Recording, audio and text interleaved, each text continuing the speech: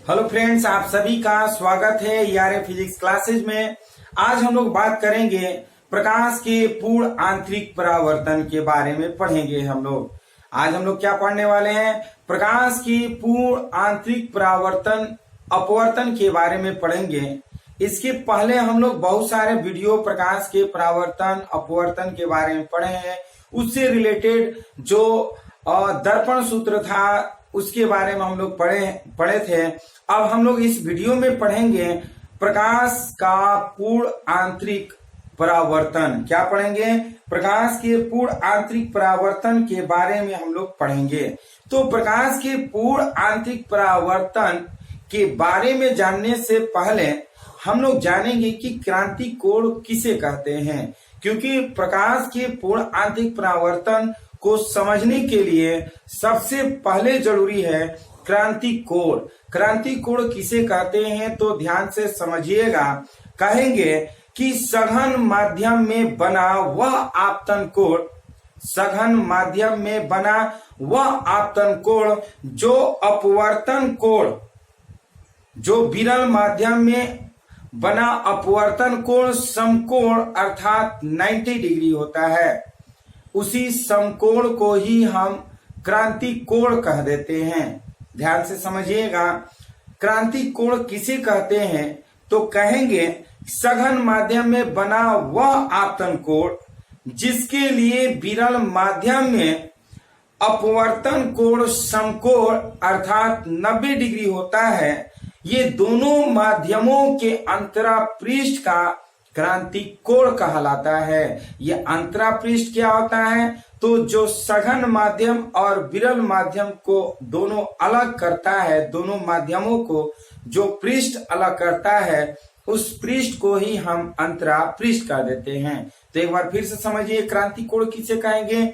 जब प्रकाश का आपतन कोण, जब सघन माध्यम में बना आपतन कोण, सघन माध्यम में बना आपतन कोण जिसके लिए विरल माध्यम में बना अपवर्तन कोण अर्थात समकोण होता है, विरल माध्यम में बना अपवर्तन कोण समकोण अर्थात 90 डिग्री होता है, उसी को दोनों अंतरापृष्ठों का हम क्रांति कोण कह देते हैं। इसको आप फिगर के माध्यम से समझिएगा।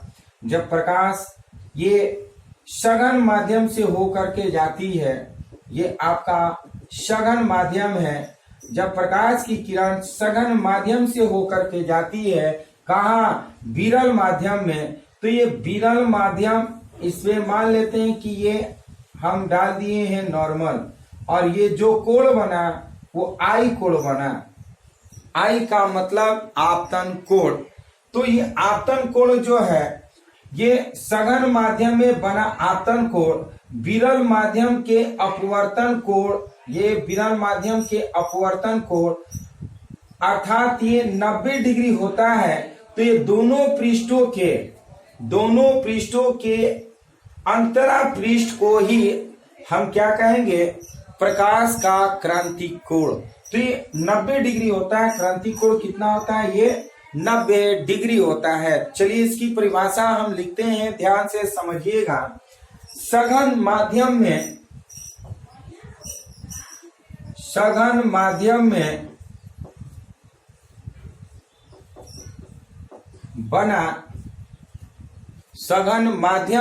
बना वह आपतन कोण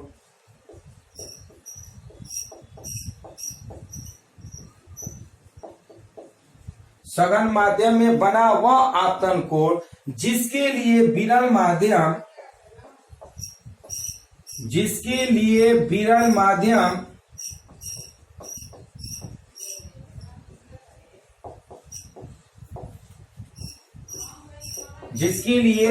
माध्यम में बना अपवर्तन कोण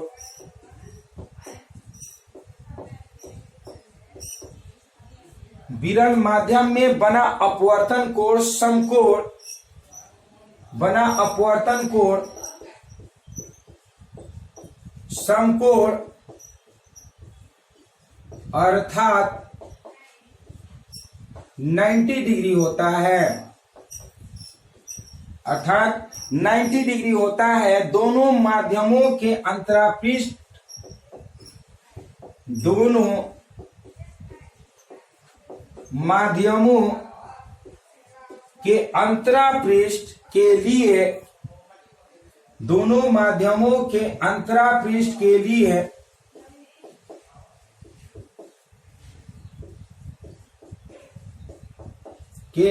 क्रांति कोण कहलाता है, क्रांति कोण कहलाता है। ध्यान से समझिएगा, क्रांति कोण किसे कहते हैं? जब सघन माध्यम से प्रकाश की किरण चलती है और अपवर्तन विरल माध्यम में होती है, तो जो आपतन कोण आई होता है वो अपवर्तन कोण से जो कोण बनता है वो 90 डिग्री का होता है। इस 90 डिग्री को ही इस दोनों अंतरापृष्ठ के लिए हम क्रांति कोण कह देते हैं। क्रांति कोण को हम IC से डिनोट करते हैं। ध्यान से समझिएगा, नोट में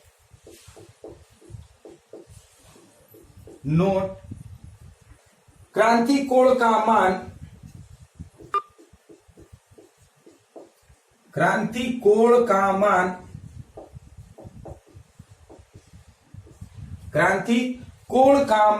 दोनों माध्यमों तथा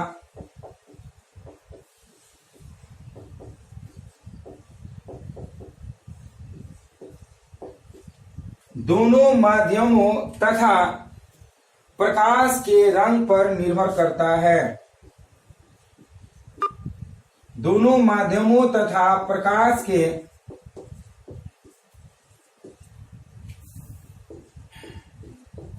रंग पर निर्भर करता है। प्रकाश के रंग पर निर्भर करता है। कांच वायु अंतरापृष्ठ पर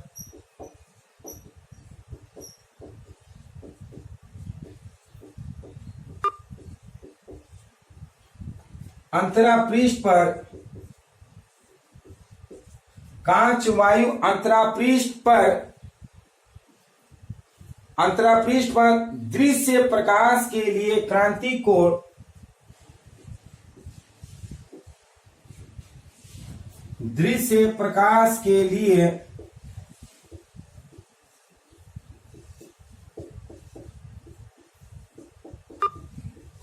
क्रांति कोण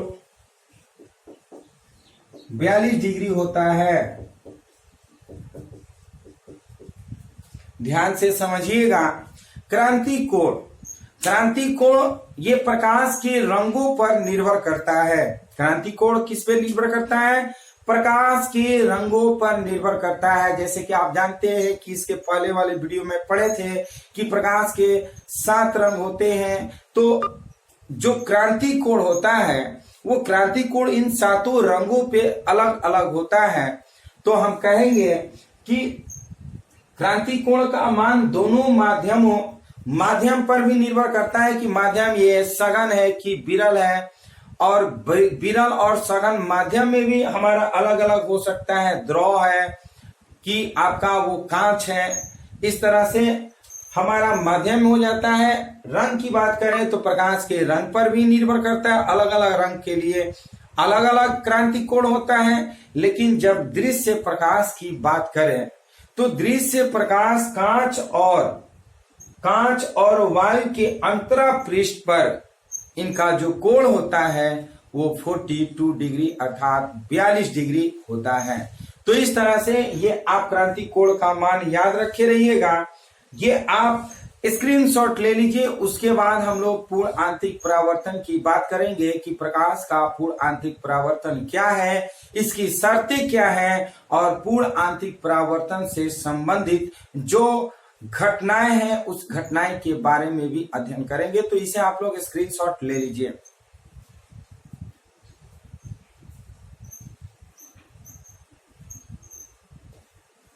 चलिए, स्क्रीनशॉट ले चुके होंगे तो हम बात करने जा रहे हैं प्रकाश के पूर्ण आंतरिक परावर्तन। हम लोग क्या पढ़ेंगे? प्रकाश के पूर्ण आंतरिक परावर्तन।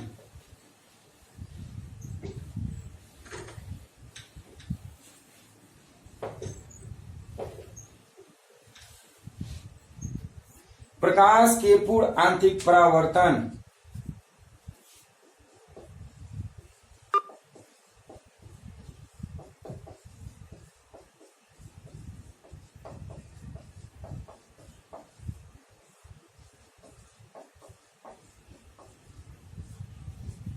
Total internal reflection of light.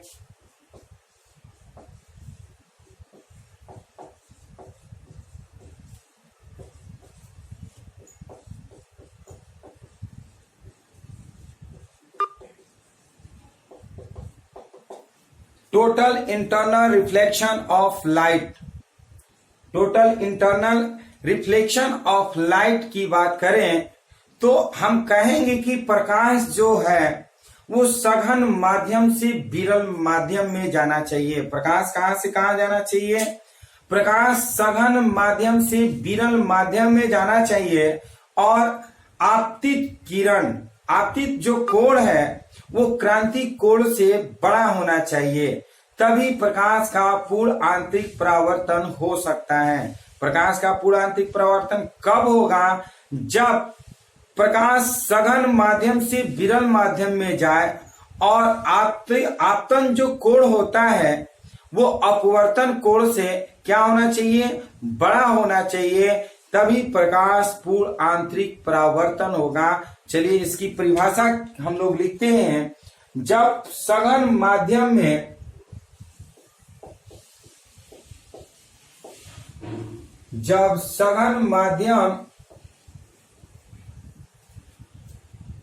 में आपतन कोण का मान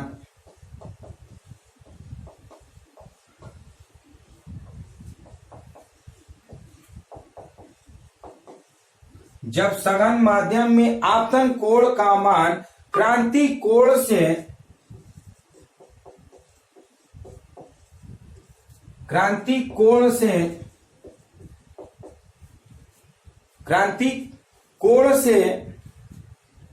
आगे थोड़ा सा ही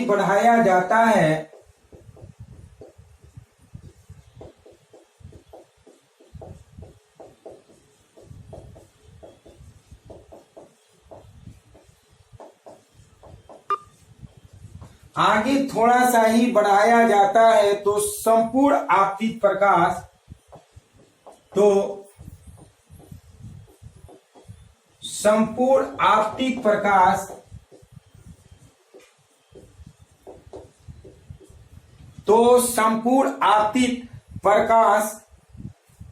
परावर्तन के नियमों के अनुसार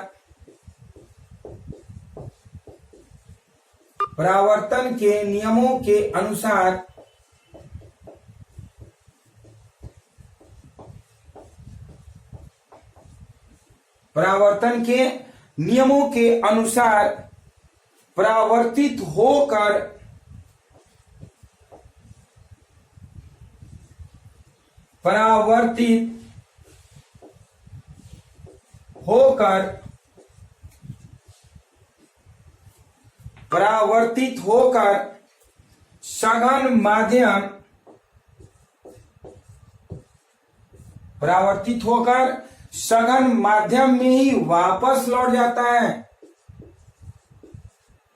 सघन माध्यम में ही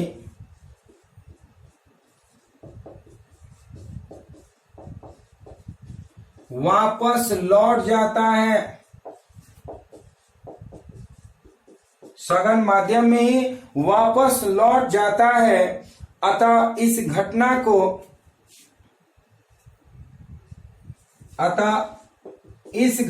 को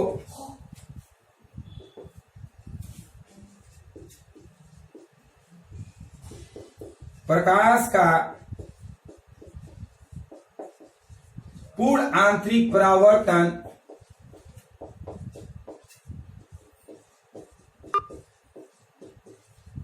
कहते हैं। प्रकाश का पूर्ण आंतरिक परावर्तन कहते हैं। ध्यान से समझिएगा, प्रकाश का पूर्ण आंतरिक परावर्तन किसे कहेंगे? जब प्रकाश की किरण सघन माध्यम से होकर के विरल माध्यम में जाती है और जब आपतित प्रकाश जब आपतन कोण का मान अपवर्तन कोण के मान से थोड़ा सा अगर बढ़ाया जाता है तो आपतित प्रकाश परावर्तन के नियमों का पालन करके पुनः सघन माध्यम में ही वापस लौट जाती है। इस क्रिया को ही प्रकाश का पूर्ण आंतरिक परावर्तन कहते हैं।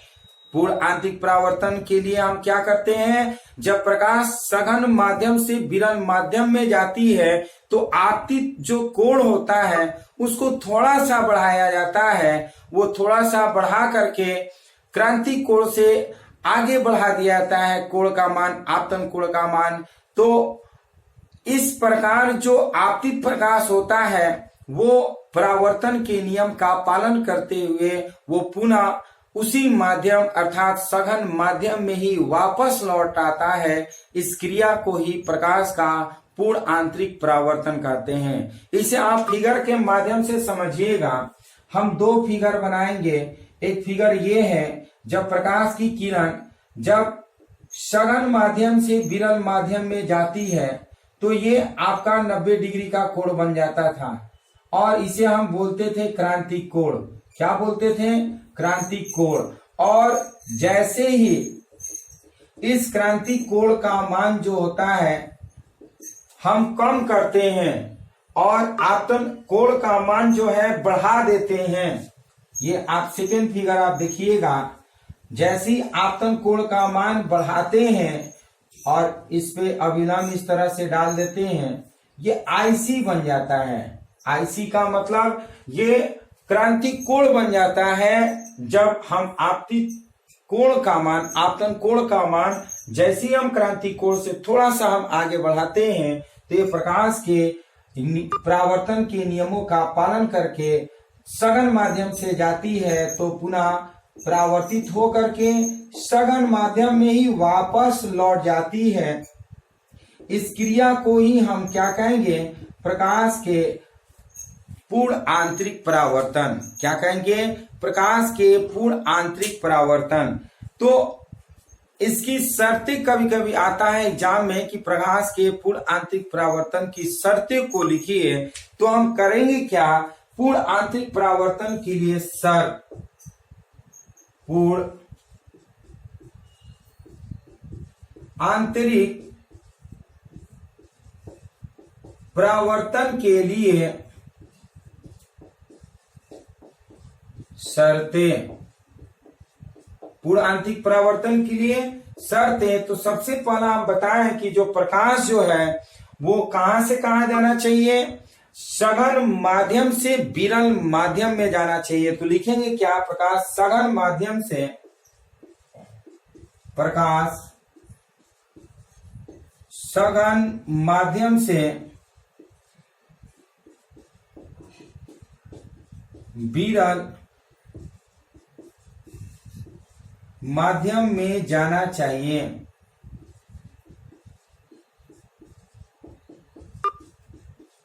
प्रकाश कहां से कहां जाना चाहिए? सघन माध्यम से विरल माध्यम में जाना चाहिए। दूसरा जो केस है, सघन माध्यम में बना आपतन कोण, सघन माध्यम में बना आपतन कोण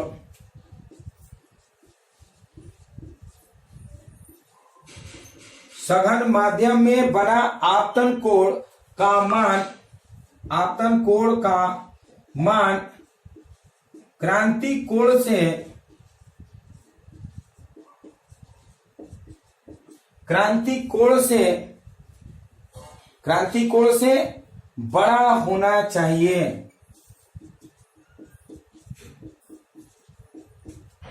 क्रांतिक कोण से बड़ा होना चाहिए। तो इस तरह से प्रकाश के पूर्ण आंतरिक परावर्तन के दो शर्तें हैं।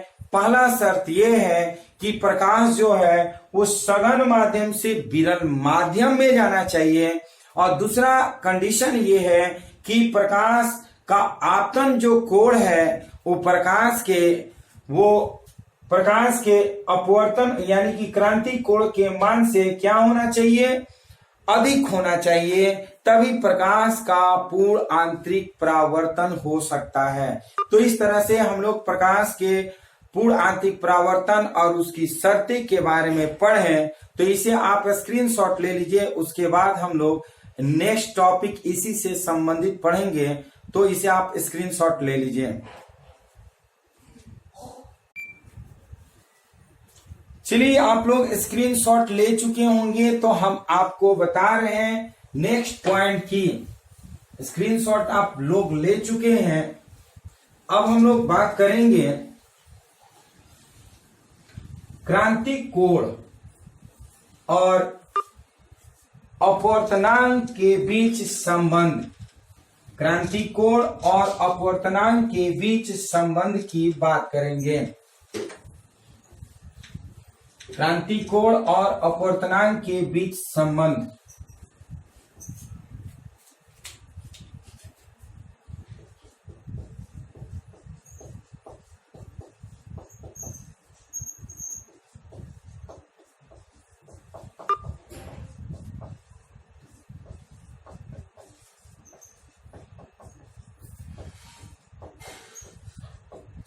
अपवर्तनांक तथा क्रांतिक कोण में संबंध, relation between refractive index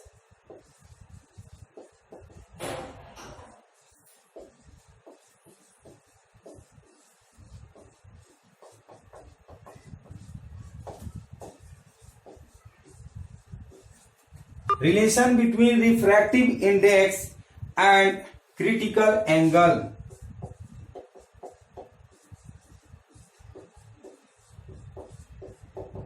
relation between refractive index and critical angle. ये क्रिटिकल एंगल है। हम लोग बात करेंगे कि किस तरह से इस दोनों के बीच में संबंध स्थापित करेंगे। तो ध्यान से समझिएगा, यदि विरल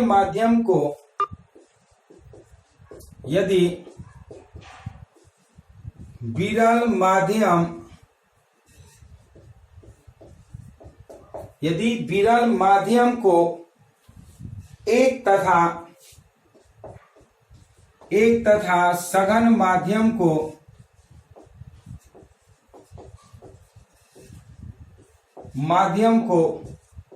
दो से निरूपित करें तो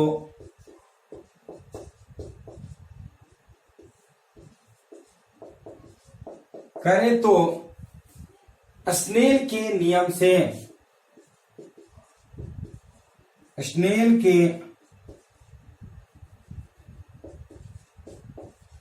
नियम हम लोग पढ़े हैं। 2n1 = sin I by sin R। यही हम लोग स्नेल के नियम पढ़े हैं। स्नेल के नियम हम लोग पढ़े हैं 2n1 = sin I by sin R।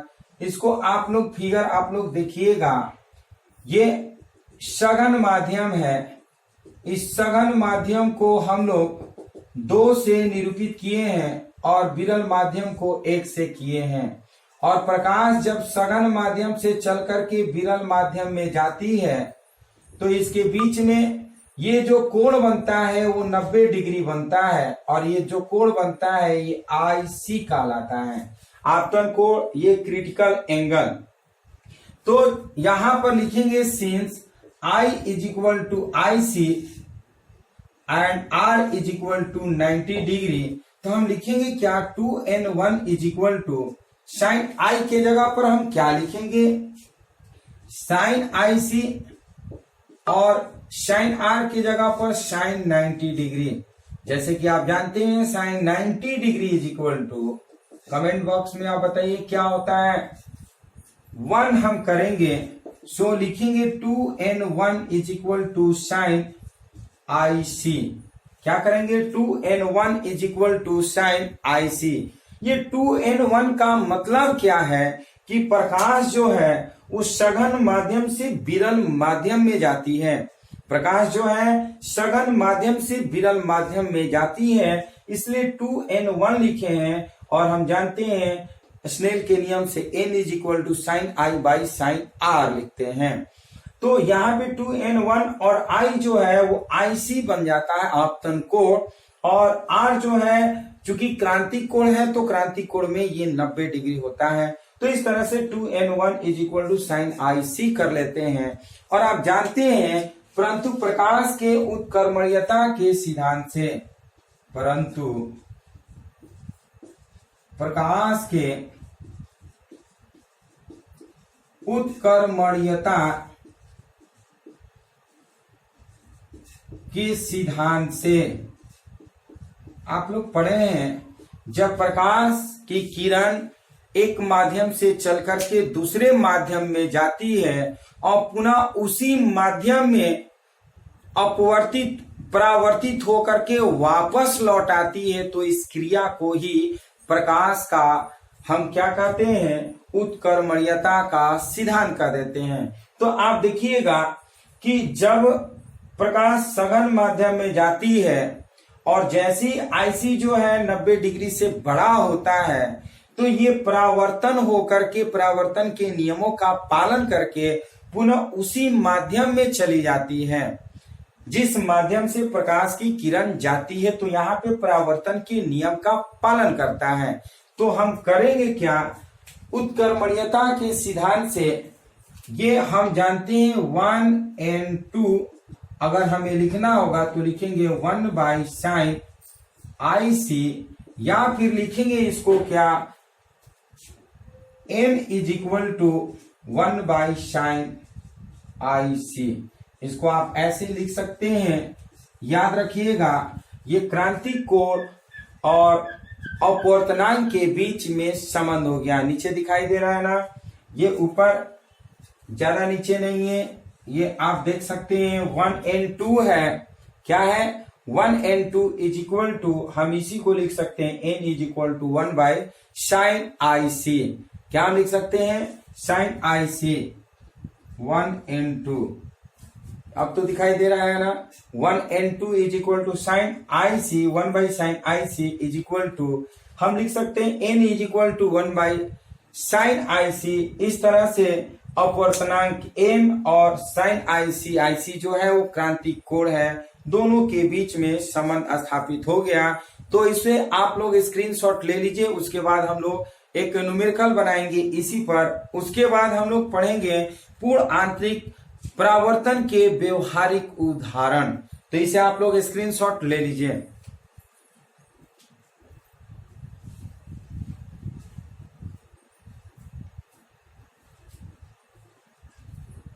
चलिए स्क्रीनशॉट ले चुके होंगे, तो अब हम लोग बात करते हैं एक न्यूमेरिकल का। इस न्यूमेरिकल को आप लोग भी बनाइएगा और कमेंट बॉक्स में कमेंट करिए कि कितना आप लोग का आंसर आया है।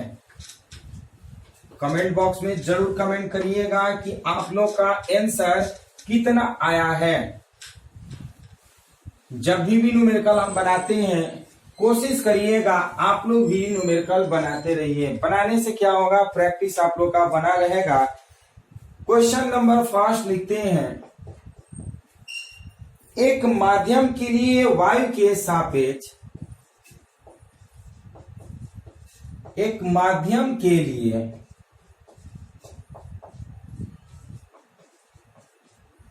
वायु के सापेक्ष, एक माध्यम के लिए वायु के सापेक्ष क्रांतिक कोण का मान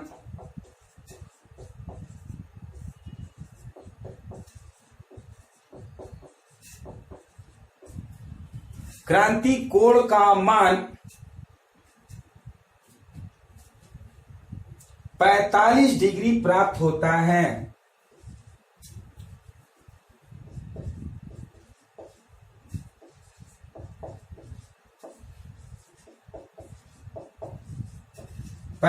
डिग्री प्राप्त होता है, तो उस माध्यम के लिए अपवर्तनांक ज्ञात कीजिए। तो उस माध्यम के लिए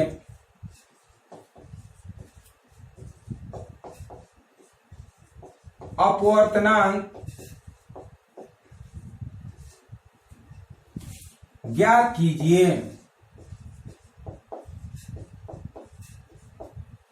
ध्यान से समझिएगा, ये क्वेश्चन है कि एक माध्यम के लिए y के सापेक्ष क्रांति कोण का मान 45 डिग्री प्राप्त होता है, तो उस माध्यम के लिए अपवर्तनांक का मान ज्ञात कीजिए। तो सबसे पहले हम लोग करते क्या है कि जो मान दिया है उसको लिखते हैं क्रांति कोण, यानी कि दिया है IC, IC is equal to 45 degree और n पूछ रहा है।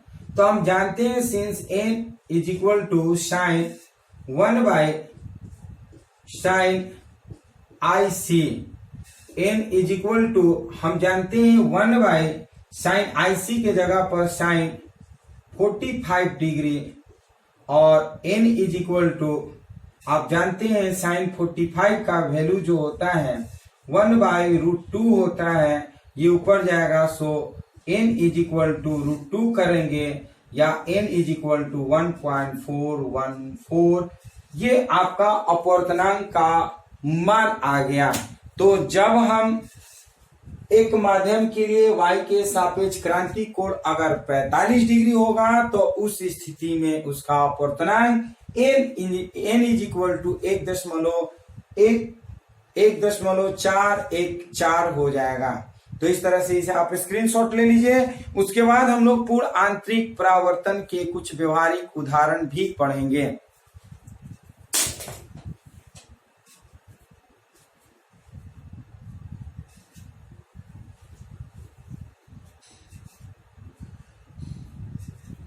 चलिए स्क्रीनशॉट ले चुके होंगे, तो अब हम लोग बात करेंगे प्रकाश के पूर्ण आंतरिक परावर्तन के व्यवहारिक उदाहरण।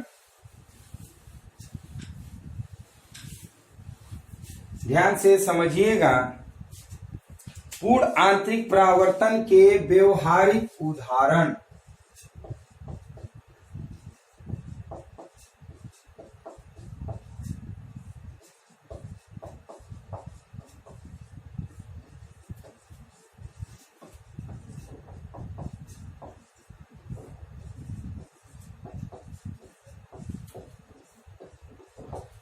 पूर्ण आंतरिक परावर्तन के व्यवहारिक उदाहरण यानी कि practical examples of total internal reflection.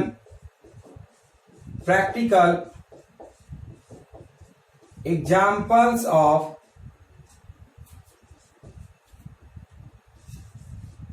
Total internal reflection. Practical examples of total internal reflection. अब ध्यान से समझिएगा, सबसे पहला क्वेश्चन जो होता है हीरे क्या चमकना। हीरे का चमकना। हीरे का चमकना जिसे हम लोग इंग्लिश में बोलते हैं sparking of a diamond. Sparking of a diamond. कभी कभी एग्जाम में पूछ देता है कि हीरा किसके कारण चमकता है, तो ऑब्जेक्टिव में पूछेगा तो हम कहेंगे क्या कि हीरा प्रकाश के पूर्ण आंतरिक परावर्तन के कारण चमकता है। हीरा किसके कारण चमकता है? प्रकाश के पूर्ण आंतरिक परावर्तन के कारण चमकता है। और कभी कभी ये भी पूछ देता है कि हीरे का अपवर्तनांक कितना होता है, तो कहेंगे हीरे का अपवर्तनांक 2.5 होता है। या कभी कभी आप देखे होंगे 2.4 भी किसी किसी बुक में भी आपको दिखाई दे देगा। या कभी कभी ये भी पूछा जाता है कि हीरे का क्रांति कोण कितना होता है, तो आप बताइएगा कि हीरे का क्रांति कोण 24 डिग्री होता है। तो इससे रिलेटेड बहुत सारे क्वेश्चन पूछ दिए जाते हैं, तो हम लोग इसके बारे में पहले लिखेंगे, उसके बाद डिटेल में समझेंगे। तो ध्यान से समझिएगा, हीरे का अपवर्तनांक, हीरे का अपवर्तनांक, हीरे का अपवर्तनांक 2.5 होता है। हीरे का अपवर्तनांक 2.5 होता है और इस कारण क्रांति कोण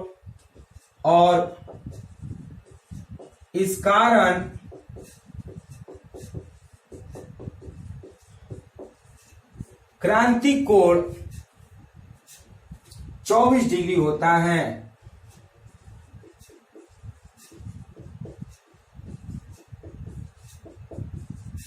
और इस कारण क्रांति कोण 24 डिग्री होता है। हीरे के फलकों को इस प्रकार काटा जाता है। हीरे के फलकों को इस प्रकार काटा जाता है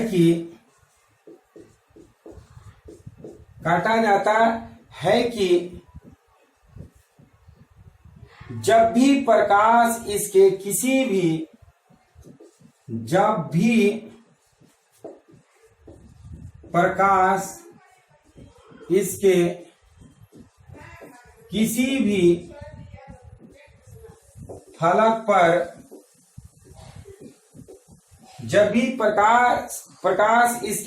भी फलक पर आपतित होता है तो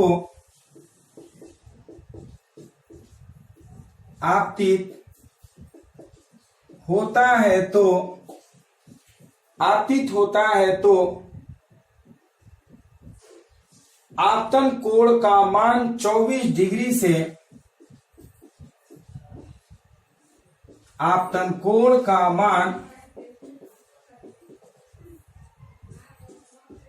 24 डिग्री से अधिक हो।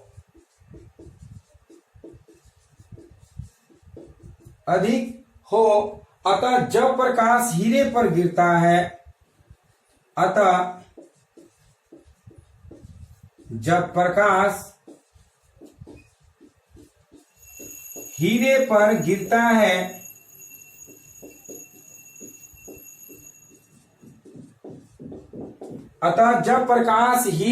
गिरता है तो इसका बार बार पूर्ण आंतरिक परावर्तन होता है।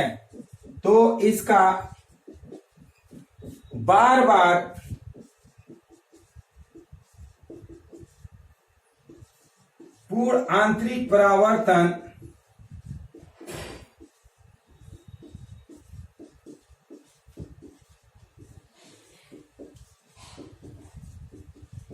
इसका बार बार पूर्ण आंतरिक परावर्तन होता है जब प्रकाश कुछ स्थानों से निश्चित दिशाओं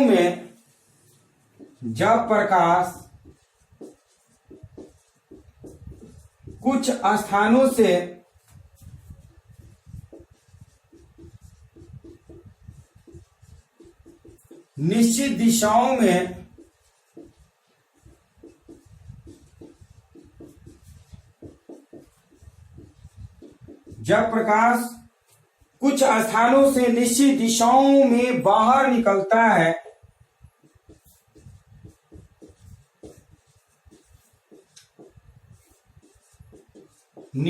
है तो हीरा चमकता हुआ दिखाई देता है। हीरा चमकता हुआ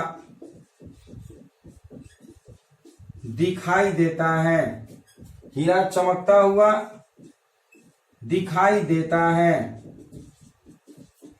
ध्यान से समझिएगा हीरा क्यों चमकता है। तो सिंपली हम कह सकते हैं कि हीरा प्रकाश के पूर्ण आंतरिक परावर्तन के कारण चमकता है। फिर कभी कभी पूछ देता है कि हीरा का अपवर्तनांक कितना होता है, तो कहेंगे हीरा का अपवर्तनांक 2.5 होता है। कभी कभी ये भी पूछ देता है कि हीरे का क्रांति कोण का मान कितना होता है, तो कहेंगे हीरे का क्रांति कोण का मान 24 डिग्री होता है। यदि इसी को सब्जेक्टिव के रूप में अगर 2 नंबर में क्वेश्चन पूछेगा तो हम कहेंगे हीरे का अपवर्तनांक 2.5 होता है, जिसके कारण इसका क्रांति कोण 24 डिग्री होता है। हीरे के फलकों को इस प्रकार काटा जाता है कि जब प्रकाश इसके फलकों पर आपतित होता है तो प्रकाश का आपतन कोण का मान जो हो वो क्रांति कोण के मान से थोड़ा सा अधिक हो, जिसके कारण जब प्रकाश हीरे पर आपतित होता है तो प्रकाश की किरणें का परावर्तन बार बार होता है, और जब प्रकाश की किरण हीरे से बाहर निकलता है तो वो चमकता हुआ दिखाई देता है। यही कारण है हीरे का चमकना। तो इस तरह से ये फर्स्ट हमारा व्यवहारिक उदाहरण हो गया। हम सेकंड जानेंगे मृग मरीचिका किसे कहते हैं, तो इसे आप लोग स्क्रीनशॉट ले लीजिए। उसके बाद हम लोग बात करेंगे मृग मरीचिका। जैसे कि आप लोग पहले भी क्लास में पढ़े होंगे मृग मरीचिका किसे कहते हैं। यदि आप जानते हैं तो कमेंट बॉक्स में आप इसको लिखिए, जवाब दीजिए, और नहीं जानते हैं तो इस वीडियो को पूरा जरूर देखिएगा, क्योंकि इससे बहुत रिलेटेड हम लोग पढ़ेंगे। प्रकाश के पूर्ण आंतरिक परावर्तन से संबंधित कुछ हम लोग ऐसे ऐसे प्रश्न पढ़ेंगे जो कि सिर्फ आपके बोर्ड के एग्जामिनेशन में ही काम नहीं करेगा, बल्कि आगे भी जब आप कोई भी कंपटीशन का एग्जाम दीजिएगा तो उस कंपटीशन के एग्जाम में भी आपको ये हेल्प करेगा। तो आप इसे स्क्रीनशॉट लीजिए। उसके बाद हम लोग सेकेंड टॉपिक जो है मृग मरीचिका के बारे में जानेंगे।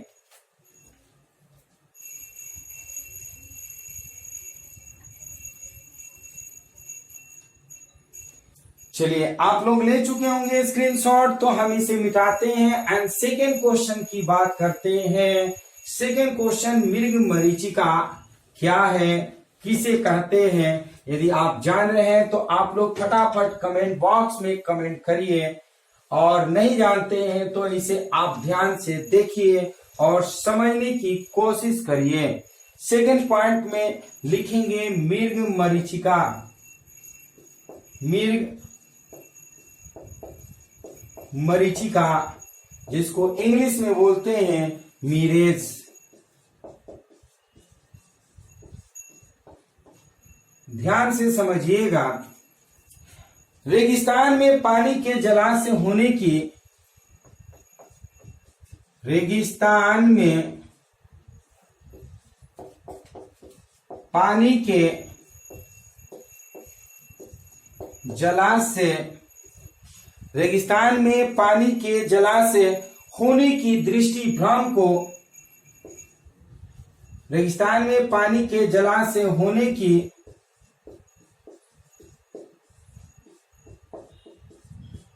दृष्टि भ्रम को मृग मरीचिका कहते हैं।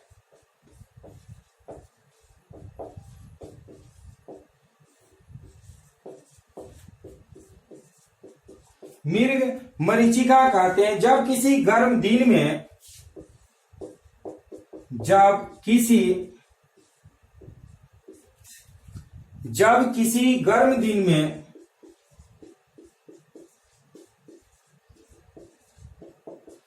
किसी गर्म दिन में किसी वस्तु जैसे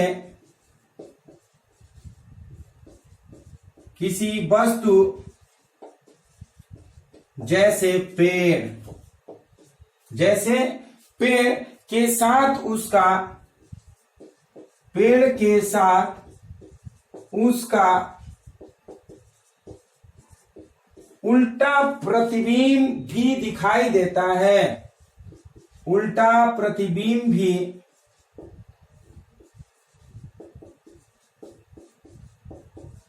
दिखाई देता है। उल्टा प्रतिबिंब भी दिखाई देता है तो उस स्थान पर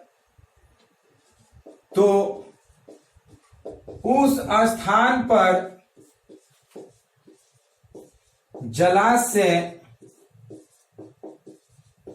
होने का आभास होता है। जलाशय होने का आभास होता है। जलाशय होने का आभास होता है। यही घटना मृग मरीचिका कहलाता है। यही घटना मृग मरीचिका कहलाता है। ध्यान से समझिएगा। मृग मरीचिका किसे कहते हैं? मृग मरीचिका किसे कहते हैं? तो जब हम लोग रेगिस्तान में जाते हैं, तो रेगिस्तान में दूर से देखने पर हमें दिखाई देता है जलाशय होने की, यानी कि पानी दिखाई देती है। एक्चुअल वास्तव में वहां पे जाते हैं तो पानी होती नहीं है, लेकिन दूर से दृष्टि भ्रम होता है कि वहां पे कोई तालाब है, कोई जलाशय है, ये दिखाई देता है। तो इस दृष्टि भ्रम को ही हम लोग मृग मरीचिका कहते हैं। फिर से एक बार समझिए, मृग मरीचिका किसे कहते हैं?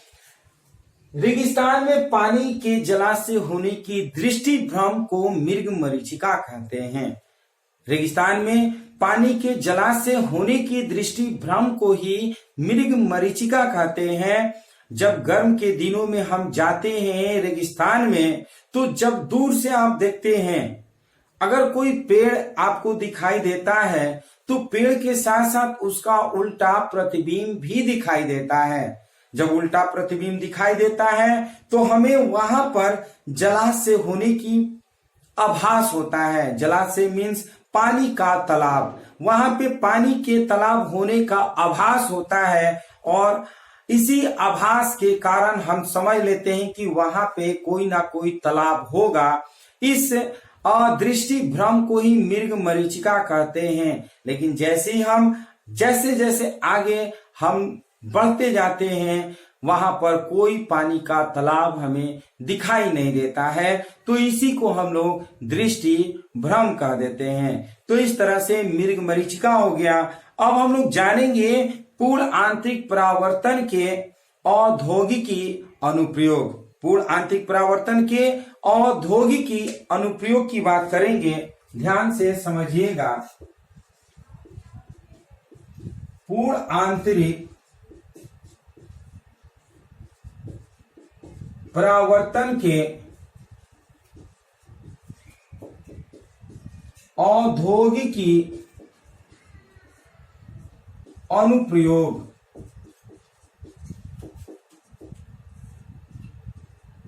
ऐसे तो बहुत सारे ऐसे अनुप्रयोग हैं जो हम लोग पूर्ण आंतरिक परावर्तन पे हम काम करते हैं, लेकिन उसमें कुछ खास ऐसे अनुप्रयोग है जो कि आपको भी जानना जरूरी है। तो इस चीज को सबसे पहले आप जानिए, पूर्ण परावर्तक प्रिज्म। सबसे फर्स्ट की बात करते हैं पूर्ण परावर्तक प्रिज्म।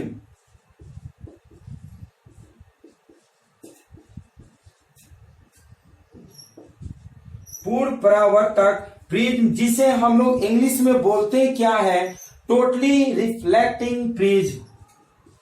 Totally reflecting prism. इसको आप लोग पहले देख लीजिए, उसके बाद हम इसको समझाएंगे। कुछ प्रकाशिक यंत्रों में प्रकाश किरणें, कुछ प्रकाशिक यंत्रों में प्रकाश किरणें, कुछ प्रकाशिक यंत्रों में प्रकाश किरणों का परावर्तन हेतु,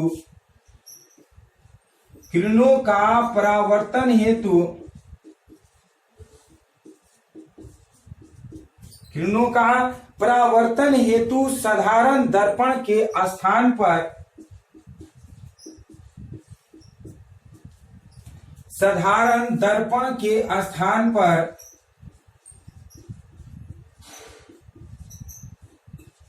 साधारण दर्पण के स्थान पर विशेष प्रकार के प्रिज्म, विशेष प्रकार के प्रिज्म,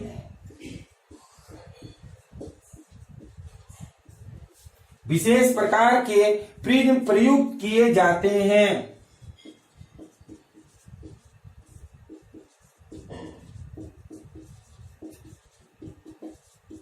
विशेष प्रकार के प्रिज्म प्रयुक्त किए जाते हैं जो प्रकाश को पूर्णतः परावर्तित कर देते हैं, जो प्रकाश को पूर्णतः परावर्तित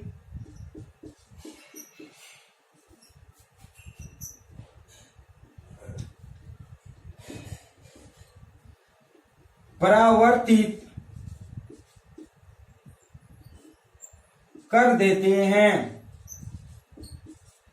जो प्रकाश को पूर्णतः परावर्तित कर देते हैं, अतः इन्हें पूर्ण परावर्तक प्रिज्म कहते हैं। अतः इन्हें पूर्ण परावर्तक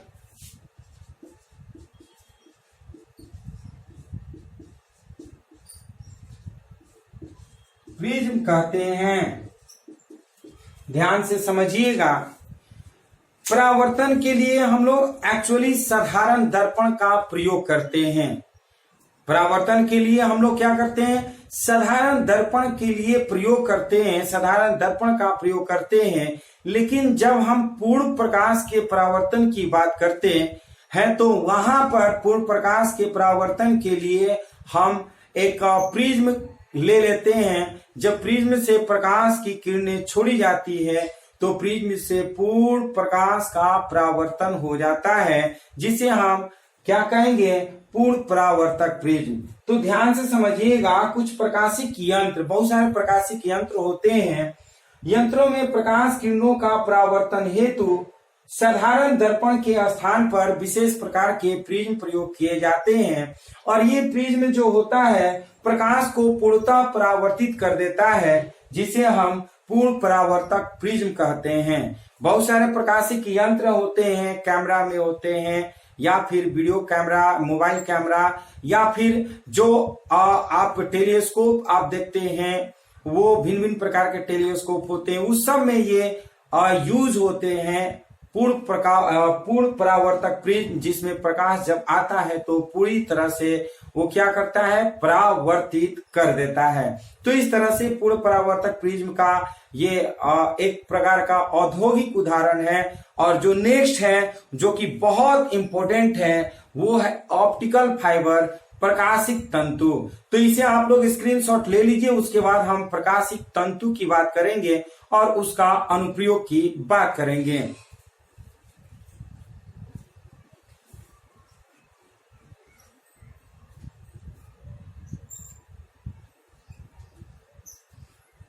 चलिए, आप लोग स्क्रीनशॉट ले चुके होंगे, तो अब हम लोग सेकेंड पॉइंट की बात करेंगे, जो कि बहुत इंपॉर्टेंट है।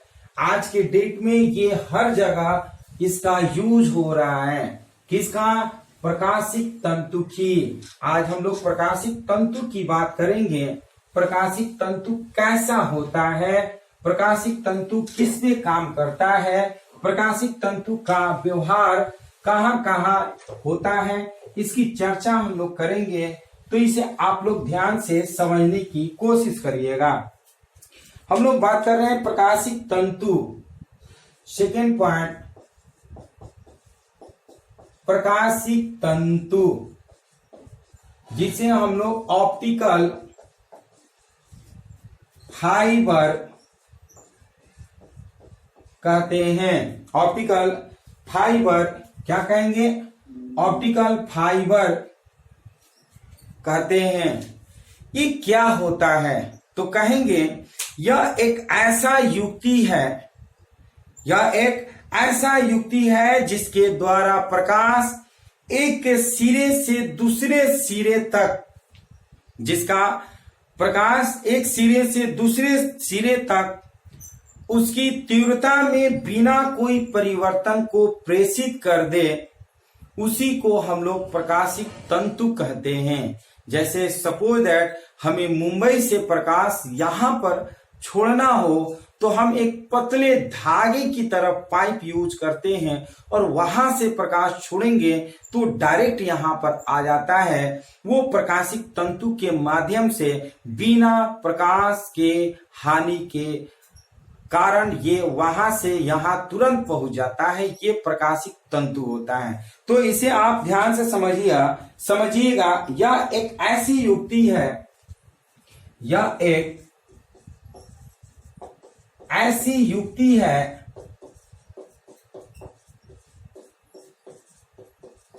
यह एक ऐसी युक्ति है जिसके द्वारा प्रकाश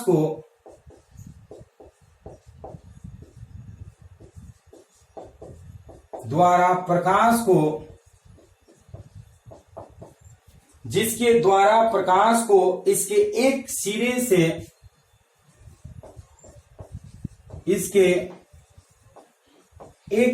से प्रकाश को एक सिरे से दूसरे सिरे तक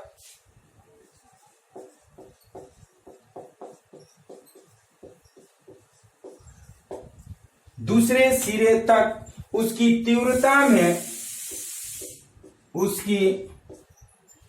तीव्रता में बिना किसी परिवर्तन के उसकी तीव्रता में बिना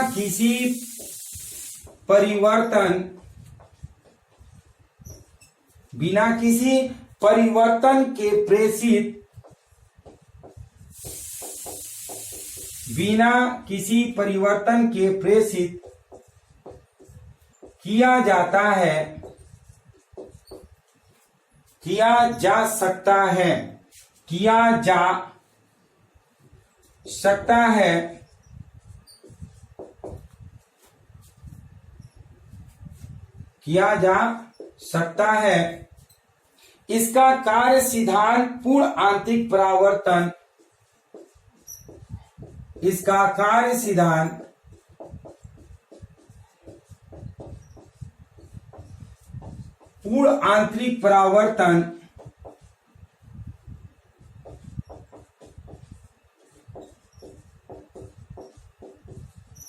इसका कार्य सिद्धांत पूर्ण आंतरिक परावर्तन की घटना पर आधारित है।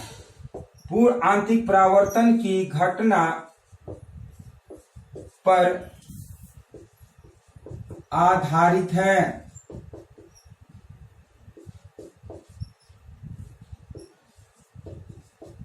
ध्यान से समझिएगा, ये ऑप्टिकल फाइबर है क्या? ऑप्टिकल फाइबर क्या है? ध्यान से समझिएगा, ये ऑप्टिकल फाइबर क्या है?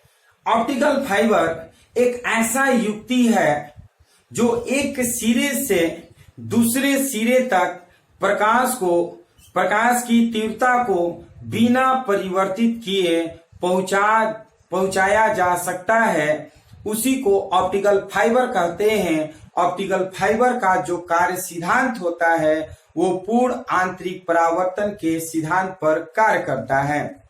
ध्यान से समझिएगा, ऑप्टिकल फाइबर किस सिद्धांत पर कार्य करता है? प्रकाश के पूर्ण आंतरिक परावर्तन के सिद्धांत पर कार्य करता है। ये किस तरह का होता है आपको बताना चाहेंगे कि आप लोग धागा देखे होंगे, पतला वाला धागा जो कपड़ा सिलाई किया जाता है, उस धागे की तरह ये ऑप्टिकल फाइबर होता है। और सपोज दैट ये कोई तार है और इस तार में बहुत सारे पतले ऑप्टिकल फाइबर होते हैं। बहुत सारे इस तरह से ऑप्टिकल फाइबर होते हैं और ये ऑप्टिकल फाइबर में बहुत सारे छोटे छोटे पतले धागे की तरह कांच होता है जिसे क्वार्ट्ज बोलते हैं। वो क्वार्ट्ज से बना होता है जिसका रिफ्रैक्टिंग इंडेक्स जो होता है, अपवर्तनांक होता है, बाहरी की तुलना में थोड़ा सा ज्यादा होता है, जिसके वजह से जब प्रकाश उस धागे से होकर के गुजरती है, उस धागे जैसा पाइप होता है, क्वार्ट्ज का बना होता है, उससे जब प्रकाश गुजरती है तो एक जगह से दूसरे जगह पर बिना तीव्रता की हानि का वो पहुंचा देती है।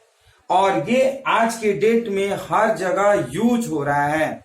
ये खिलौना में भी यूज होता है, प्रयोगशाला में यूज होता है, चिकित्सा में यूज होता है। आज जो हम लोग टेलीफोन बात करते हैं या जो हम लोग आज वाईफाई की बात करते हैं, वो ऑप्टिकल फाइबर का ही देन है। ये 5G टेक्नोलॉजी जो आने वाली है, ये इसी की जो आ गई है, बहुत जगह चल भी रही है, वो इसी की देन है। मीन्स बिना रुकावट का आप नेटवर्क का यूज कर सकते हैं। तो ये ऑप्टिकल फाइबर का ही देन है। ये प्रकाशिक तंतु जो होती है ये बहुत ही पतले धागे की तरह बना होता है, रेशे की तरह होता है। उसमें प्रकाश की तीव्रता जो होती है बिना हानि का एक जगह से दूसरे जगह पर आसानी से पहुंच जाती है। और इसका कार्य सिद्धांत जो है वो किस पे है, तो हम कहेंगे प्रकाश के पूर्ण आंतरिक परावर्तन के सिद्धांत पर कार्य करता है। तो चलिए हम आपको बता रहे हैं कि प्रकाशिक तंतु का अनुप्रयोग क्या है। प्रकाशिक तंतु का अनुप्रयोग।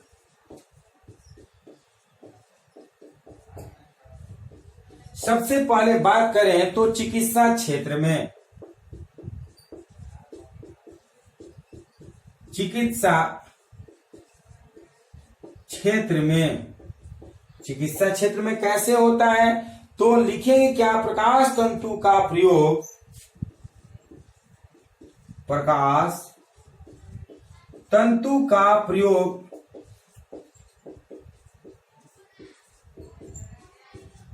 शरीर के आंतरिक भागों का निरीक्षण, शरीर के आंतरिक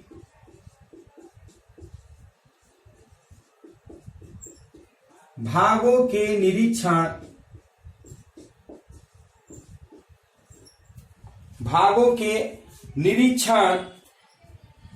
करने के लिए किया जाता है।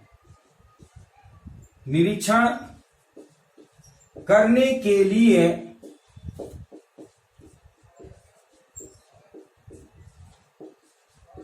किया जाता है। आंतरिक भागों के निरीक्षण करने के लिए किया जाता है। इस क्रिया में इसको मुंह के माध्यम से, इस क्रिया में इसको मुंह के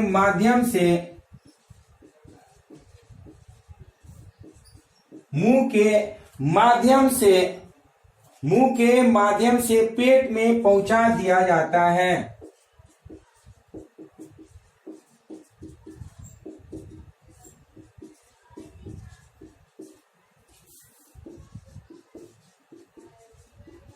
मुंह के माध्यम से पेट में पहुंचा दिया जाता है। इस क्रिया को एंडोस्कोपी कहते हैं। इस क्रिया को एंडोस्कोपी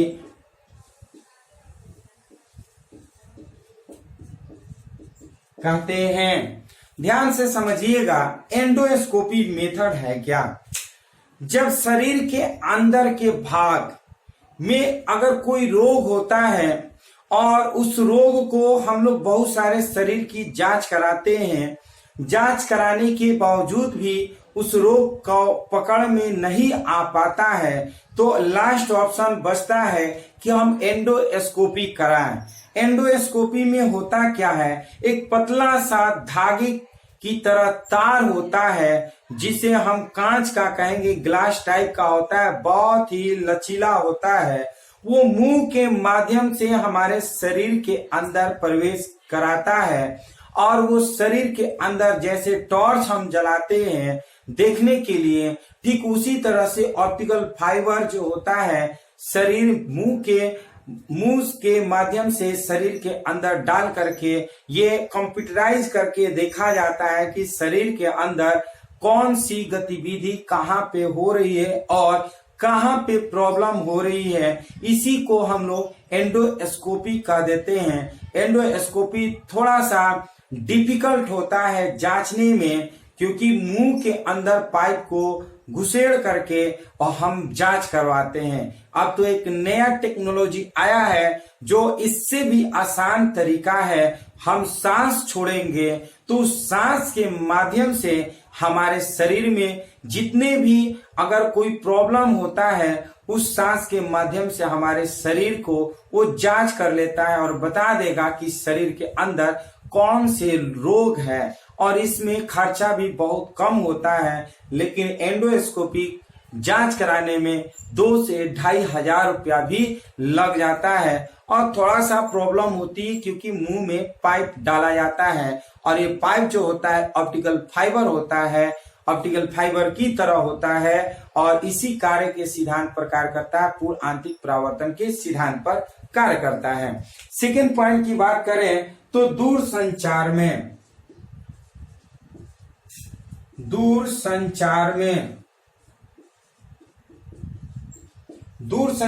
कहेंगे इनका प्रयोग दूरसंचार में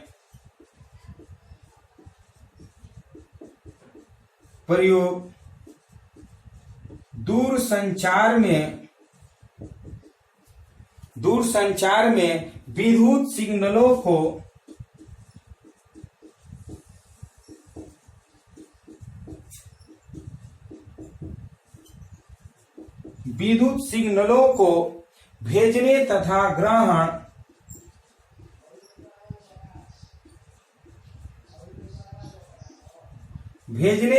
ग्रहण करने में किया जाता है।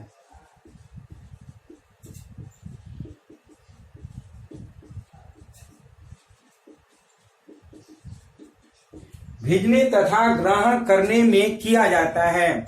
ध्यान से समझिएगा, आज हम लोग जो नेटवर्क यूज करते हैं वाईफाई जिसको बोलते हैं, ऑप्टिकल फाइबर वाला वाईफाई, इस ऑप्टिकल वाले वाईफाई में क्या मिलता है कि एक जगह से विद्युत सिग्नल को छोड़ करके दूसरे जगह पहुंचाया जाता है, जिसमें डाटा का जो स्पीड होता है बहुत ही ज्यादा होता है, उसमें रुकावटें नहीं होती है। जैसे हम लोग जनरली अभी हम लोग देख रहे हैं कि इसमें कभी कभी वीडियो रुक जाता है, कभी साउंड बढ़िया नहीं जा पाता है, कभी जो होता है पिक्चर सही नहीं जा पाता है, तो इसमें बहुत सारी प्रॉब्लम होने लगती है। लेकिन जब हम लोग वाईफाई यूज करते हैं तो वाईफाई में एकदम क्लियर, साफ, एकदम जिस तरह से हम HD मूवी देखते हैं ठीक उस तरह से ये फाइन चलता है। तो ये होता है आपका वाईफाई। जो वाईफाई चल रहा है अब ये ऑप्टिकल फाइबर का ही देन है, जिसमें विद्युत सिग्नल एक जगह से दूसरे जगह बिना रुकावट को भेजा जाता है। ये प्रकाश के पूर्ण आंतरिक परावर्तन पर आधारित होता है। एक और लास्ट की बात हम लोग करेंगे सजावट में।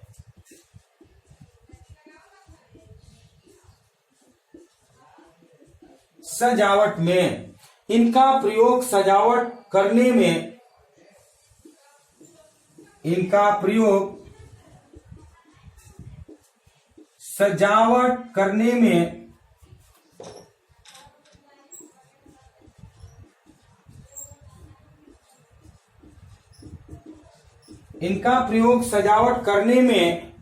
करने वाले लैंपों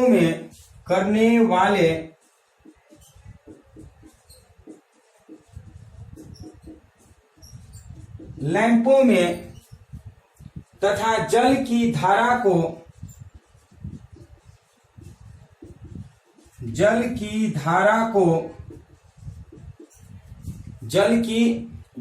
को प्रकाशित करने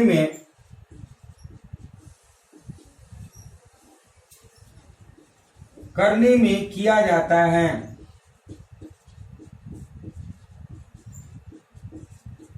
इस तरह से ये लास्ट टॉपिक हो गया, तो इसे आप लोग स्क्रीनशॉट ले लीजिए, उसके बाद इसके बारे में हम समझाएंगे।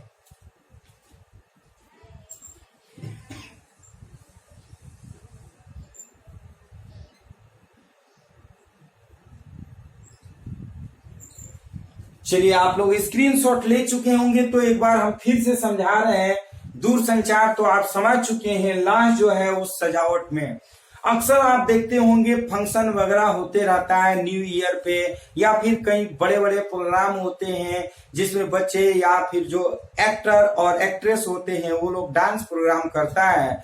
उसके चारों तरफ जो होता है कहीं कहीं क्या होता है, आग वाली लाइट जलती है, बहुत जैसे तुरंत स्टेज पे आग लग जाता है, चारों तरफ पूरी तरह से अलग अलग टाइप के अलग अलग रंग में वो दिखाई देता है। तो ये सब जो होता है सजावटी जो होती है वो टोटल ऑप्टिकल फाइबर पे होता है। मीन्स थोड़ा सा लाइट छोड़ा जाता है और पूरा आंतरिक परावर्तन के कारण वो पूरी तरह से चमकते हुए दिखाई देने लगता है। यानी कि जो स्टेज प्रोग्राम होते हैं, जो उसमें लाइटिंग प्रोग्राम होता है, लाइटिंग का व्यवस्था होता है, वो नए तरीके से वो टोटल ऑप्टिकल फाइबर पे होता है। जब उसका टेक्नीशियन होता है, एक बटन दबाता है तो लगता है कि पूरा स्टेज पे आग जलने लगता है।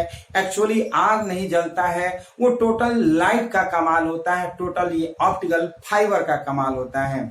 सेकेंड चीज कि जो आप लोग देखे होंगे कभी कभी फंक्शन वगैरह में कि ऊपर एक नल को रख दिया जाता है और वहां पर एक लाइट छोड़ा जाता है नल में, वो लगता है कि उसमें से पानी की धाराएं गिर रही है, लेकिन ऐसा होता नहीं है। वो पानी की धाराएं जो होती है ऑप्टिकल फाइबर के कारण वो दिखाई देती है, लगता है कि पानी उसमें से गिर रहा है। ऐसे बहुत सारे खिलौने भी होते हैं जो ऑप्टिकल फाइबर पे आधारित होता है। तो इस तरह से ये ऑप्टिकल फाइबर प्रकाश के पूर्ण आंतरिक परावर्तन पर आधारित होता है।